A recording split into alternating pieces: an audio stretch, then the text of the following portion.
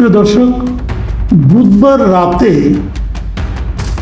ঢাকার ধানমন্ডির ৩২ নম্বরে বঙ্গবন্ধু শেখ মুজিবুর রহমানের যে বাড়িটা ছিল সেই বাড়িটা ভাঙা হয়েছে। সারা রাত ধরে ভাঙা হয়েছে এবং এই ভাঙার জন্য এক্সকাভেটর আনা হয়েছে।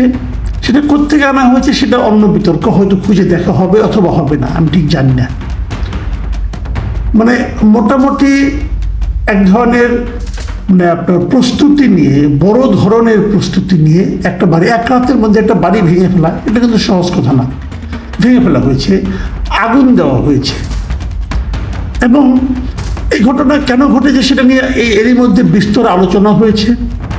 শেখ হাসিনার উস্কানিমূলক ভাষণ দেওয়ার কথা, ভাষণ দেওয়ার যে ঘোষণাটা, এটাকে উস্কানি মনে করা হয়েছে এবং সেই উস্কানির প্রতিবাদ স্বরূপ আমাদের ছাত্র জনতা তারা করেছেন বলে কেউ কেউ বলছেন। কেউ কেউ বলছেন যে ছাত্র জনতা ভেবেছে শেখ হাসিনা ঢুকে পড়তে চায় এবং ছাত্রদের ঐক্য যে বিনষ্ট হয়নি সেটা প্রমাণ করার জন্য তারা এটা করেছে। এগুলো অনেক ধরনের কথা।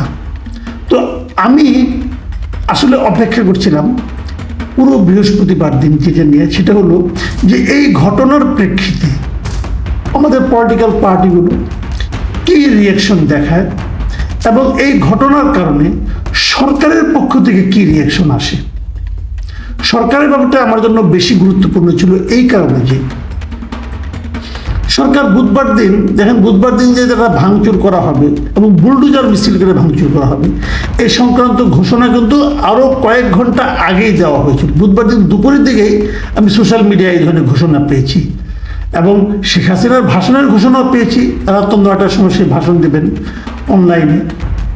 তো এবং ওই সময় ভাঙার কথা, কিন্তু বাস্তবে শেখ হাসিনার বক্তব্যটা সেটা ৯টার সময় যদিও শুরু হয়েছে, কিন্তু ভাঙচুর কিন্তু শুরু হয়ে গেছে আরো আগেই।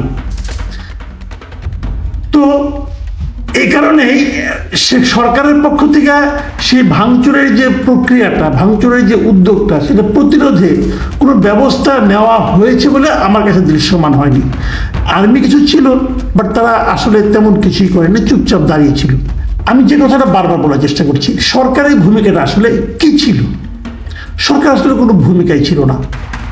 আমি কালকেও বলেছি, একটা অনুষ্ঠান, একটা প্রোগ্রামে বলেছি যে আমার বিবেচনায় পুরো ঘটনার্থে শেখ হাসিনার ভাষণ এটা একটা উস্কানি ছিল এবং সরকারের নীরবতা মানে এটা একটা আশকারা ছিল, এটা আমি মনে করেছি।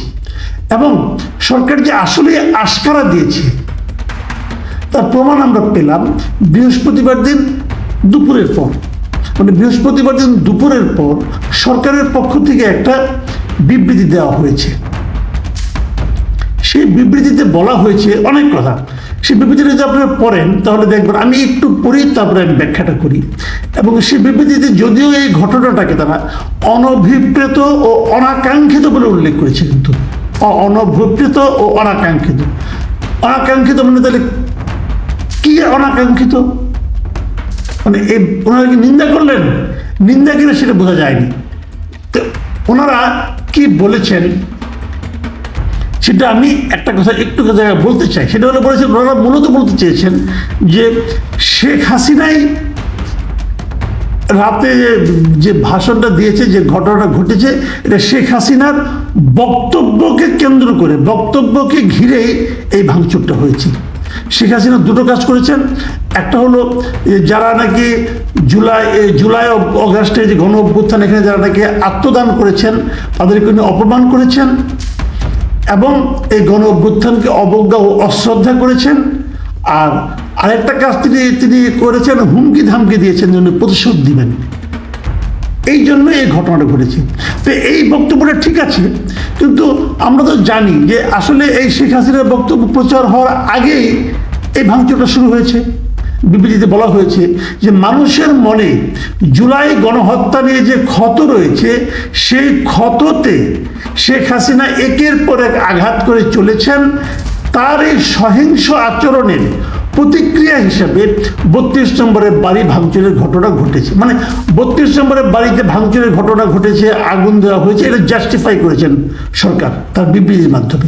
তবে তিনি আবার শেষ দিকে বলেছেন, সরকারের পক্ষ থেকে বলা হয়েছে যে অন্তর্বর্তী সরকার দেশ ও জনগণের জানমালের রক্ষায় সর্বোচ্চ সতর্ক আছে, আইন শৃঙ্খলা রক্ষাকারী বাহিনী সর্বাত্মকভাবে পরিস্থিতি নিয়ন্ত্রণে আনার যথাযথ চেষ্টা করছে। এই দুটো বাক্য আমার কাছে আসলে খুবই অর্থহীন মনে হয়েছে। অর্থহীন এই কারণে, তারা সর্বোচ্চ সতর্ক কিভাবে থাকলো? জানমাল রক্ষায় সর্বোচ্চ সতর্ক কিভাবে থাকলো? জানমাল তো মানে মাল তো রক্ষা করতে পারেনি ভাই। এরা যে বাড়ি ভাঙতে গিয়েছে সেই বাড়ি তারা অবাধে বিনা বাধায় ভাঙতে পেরেছে। তা সতর্ক কিভাবে থাকলো যে আমার কাছে ক্লিয়ার না। আরেকটা হলো যে পরিস্থিতি নিয়ন্ত্রণে রাখার যথাযথ চেষ্টা করেছে। কি চেষ্টাটা করেছে? মিনিমাম বাধাও তো দেয়নি, একটু লাঠিচার্জ তো করেনি। কি করেছে? গুলি টুলি করার দরকার নেই, আটকাবে তো, চেষ্টা করবে তো। কি করেছে? 32 নম্বর এখানে একজন নারীকে লাঞ্ছিত করা হয়েছে, কিন্তু সেই নারী হয়তো কি বলেছিলাম জানি না, তাকে হয়তো বড় জোর সে মানে বঙ্গবন্ধুর পক্ষে কথা বলেছে, অথবা এই কাজটাকে তারা পছন্দ করে বলেছে, তাকে লাঞ্ছিত করা হয়। যাকে নারীকে এই স্বাধীন দেশে, আর আইন শৃঙ্খলা বাহিনী নাকি চেষ্টা করেছে। কি চেষ্টা করলো বুঝলাম না। এই যখন কথাটা তারা বললো সরকার, এটাকে আমার কাছে খুবই এলোমেলো মনে হয়েছে, এবং আমার কাছে মনে হয়েছে এই বিবৃতি সারা দুনিয়ার কাছে গ্রহণযোগ্য হবে না। এবং আমার ধারণা সরকার নিজেও বুঝতে পেরেছে যে এই বিবৃতি গ্রহণযোগ্য হবে না। বিবৃতির একেবারে শেষ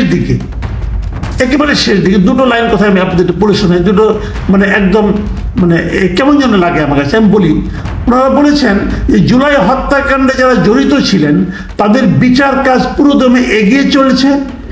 এই বিচার নিশ্চিত করে গণহত্যাকারীদের উপযুক্ত শাস্তি দিতে অন্তর্বর্তী সরকার প্রতিশ্রুতিবদ্ধ। বোঝা গেল যারা ভাঙচুর করেছে তাদেরকে সান্ত্বনা দেওয়ার জন্য কথাটা বলা হলো।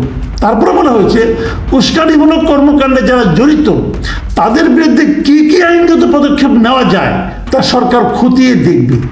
মানে উস্কানিমূলক কর্মকাণ্ড কোনটা? যারা ভাঙচুর করেছে যদি এটা হয়, এখানে যারা জড়িত তাদের বিরুদ্ধে কি কি আইনগত পদক্ষেপ নেওয়া যায় এটা সরকার খতিয়ে দেখবে। কিন্তু তো এটা তো আমরা সবগুলো ভিডিও দেখেছি, যারা এখানে ভাঙচুর করেছে তাদের ইন্টারভিউ বন্ধ প্রচার হয়েছে, তাদের ব্যাপারে সরকার কি ব্যবস্থা নেবে? কোনো ব্যবস্থা নেওয়ার নেই তো। তাহলে এই কথাগুলি বলা হয় কেন? অর্থহীন কথাবার্তা। এইটুক কথা বলে আবার আজকে রাতে, গভীর রাতে, আমার হিসাবে রাত 1টার পরে, মানে আপনার বৃহস্পতিবার দিবাগত রাত 1টার পরে এই প্রধান উপদেষ্টার কার্যালয় থেকে আরেকটা বিবৃতি এসেছে, এবং সেটা প্রধান উপদেষ্টা ভেরিফাইড ফেসবুক পেজে এই বিবৃতিটা দেওয়া হয়েছে। অন্তর্বর্তী সরকার গভীর উদ্বেগের সঙ্গে লক্ষ্য করছে যে কতিপয় ব্যক্তি ও গোষ্ঠী সারা দেশে বিভিন্ন প্রতিষ্ঠান ও স্থাপনায় ভাঙচুর ও অগ্নিসংযোগের চেষ্টা করছে। সরকার এ ধরনের কর্মকাণ্ড শক্তভাবে প্রতিহত করবে। কি কাজ তো হয়ে গেছে। আর কতিপয় গোষ্ঠী এবং গোষ্ঠী, তার মানে কি যারা ভাঙচুর করছে তাদেরকে আপনারা চেনেন না, তারা কতিপয় আরে ভাই, ঢাকা ইউনিভার্সিটির এই নাগরিক কমিটির একজন সদস্য সে তো তার ছবি দিয়ে আহ্বান জানিয়েছে। তো তার ব্যাপারে আপনি কি ব্যবস্থা নিতে পারবেন? কিচ্ছু তো পারবেন না।